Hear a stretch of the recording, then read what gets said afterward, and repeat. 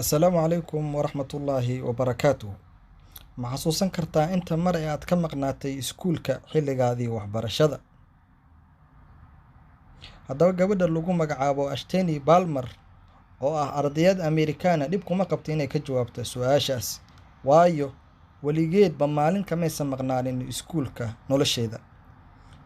4,650 maalmood oo ah maalmihii waxbarashada ayay xaadirtay, waxayna dugsiga sare uga qalin jebisay buundo dhan 99.8 boqolkiiba.